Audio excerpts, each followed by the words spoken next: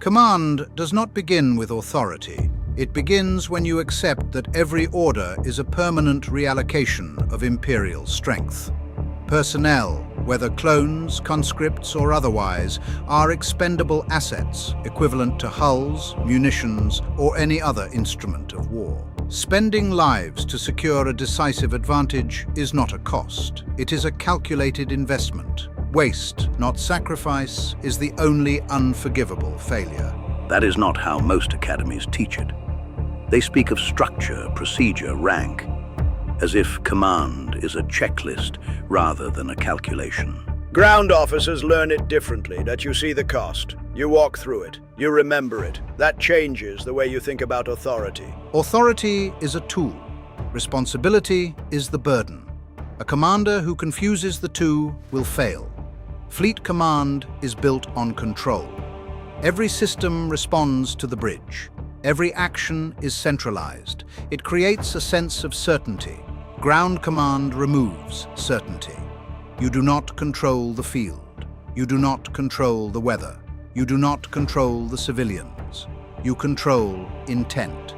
That is all. Intent is the foundation of mission command. You give your officers the objective. You trust them to reach it. You do not dictate every step. Exactly, sir. If I tried to dictate every movement of every platoon, I would lose the momentum before the battle even starts. Ground combat is fluid, fast, and chaotic. At Hoth, if General Veers had waited for confirmation on every rebel movement, feint or attack, the assault would have stalled long before it reached Echo Base. Chaos is something fleet officers try to eliminate. We build systems to prevent it. And we build systems to survive it. That is the difference. Ground command demands adaptability. Plans collapse, terrain shifts, the enemy moves in ways you did not predict. You rely on intent, not structure, sir. Intent only works when the officer understands what failure looks like and what it costs the Empire. Without that, intent becomes guesswork, and guesswork is the enemy of discipline. At Bilbringi, when communications were disrupted, only those who understood the overall objective kept pressing the attack. Failure shapes an officer more than doctrine ever will. The ones who've tasted it don't need reminders. They act because they know the cost of hesitation. And they know the cost of acting too late. The battlefield doesn't forgive timing mistakes. Timing is judgment made visible. A commander must cultivate officers who can read a moment and strike before it turns against them. Some officers strike too early. They think speed is initiative. Others strike too late. They think caution is wisdom. Both are misunderstandings. Initiative is neither speed nor caution. It is accuracy. The officer who acts at the correct moment extends the commander's reach more effectively than any flawless formation. Accuracy requires understanding, not of doctrine, but of the commander's mind and the Empire's vision. Clarity is the commander's true weapon, not turbo laser batteries, not numerical superiority. Clarity cuts through confusion faster than any Star Destroyer. The ones who bend survive. The ones who break take others with them. And the ones who hold the line, even when the field destabilizes. Those are the officers you build a campaign around. Exactly, General Covell. A commander does not need perfect conditions. He needs officers who remain aligned when conditions collapse. Alignment isn't taught, it's absorbed. Officers watch how a commander handles pressure, and they mirror it. Or they don't, sir, and that tells you everything you need to know about them. Pressure reveals the true structure of an Imperial command, not the hierarchy on flimsyplast, but the cohesion that holds when rebels hurl chaos against us. Numbers have misled more commanders than the Rebel Alliance ever has. Superiority in force means nothing without superiority in understanding.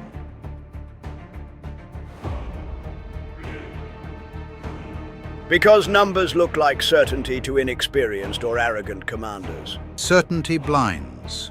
A commander must see the battlefield as a shifting equation, one best solved by studying the enemy's art and culture before the first shot is fired. At Endor, the Imperial fleet held overwhelming numerical superiority and believed the Emperor's trap made victory certain.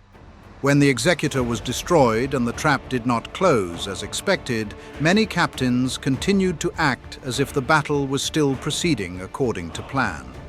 Their certainty left them frozen. They waited for orders that would never come while the rebel fleet tore them apart. And the ones who do not cling to the plan long after it is dead.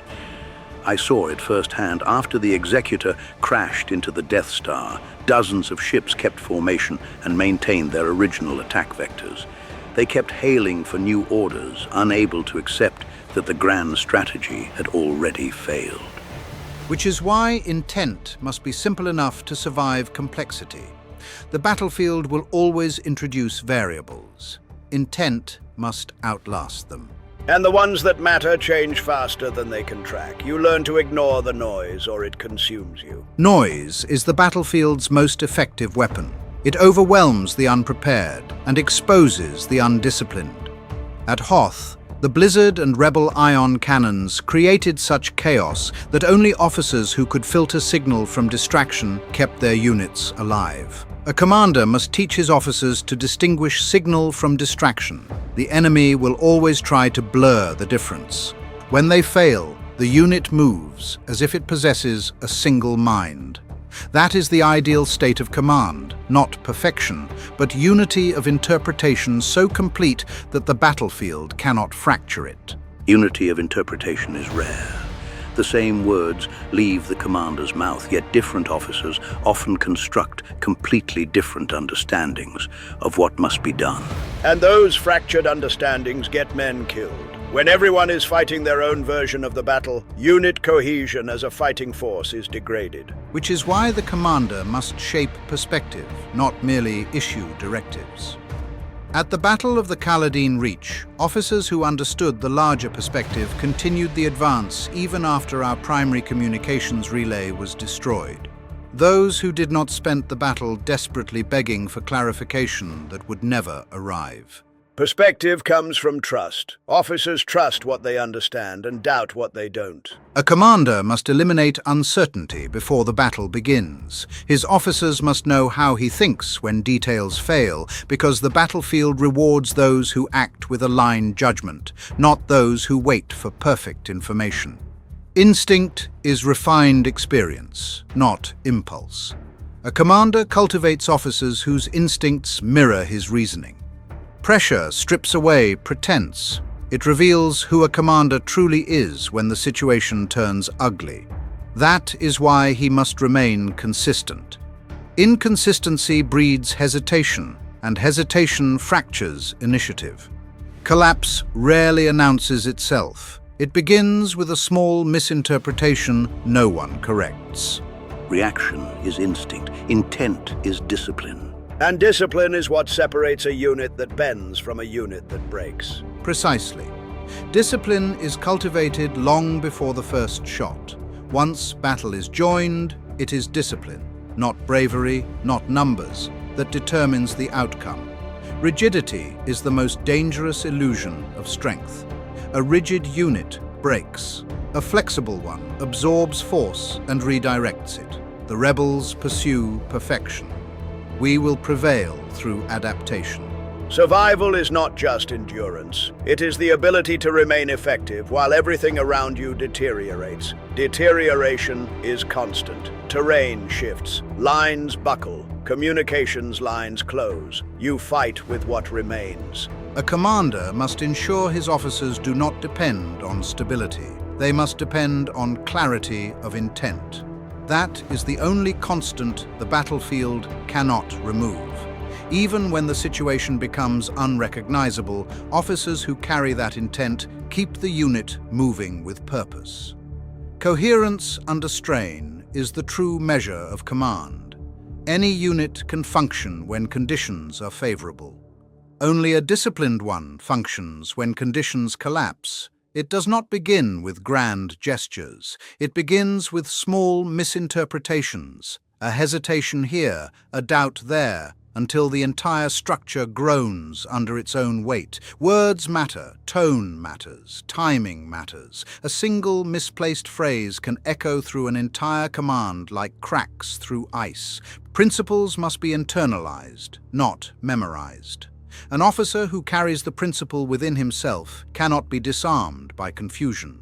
A rigid unit shatters like glass. A flexible one absorbs the blow and continues forward, stronger for the test. Purpose keeps them from drifting.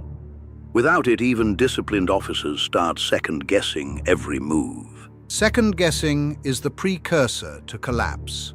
Doubt corrodes intent, and intent is the foundation of every action. Confidence is the engine of effective improvisation. Officers who understand the commander's intent can adjust without losing alignment. Trust is not built through authority. It is built through predictability. A commander must be the fixed point in a shifting environment. And when coherence holds, the enemy's pressure does not break the formation. It only tests it. Conviction is what keeps them moving when everything else is falling apart. And movement, purposeful movement, is the difference between a unit that survives and a unit that disintegrates. A commander must cultivate officers who act with clarity, not merely obedience. Obedience follows orders. Clarity executes intent. An enemy reveals himself long before he engages. Behavior is a language, patterns, choices, omissions. Most adversaries, especially the rebels, act from habit rather than strategy. Habit is predictable. That ends this briefing, gentlemen.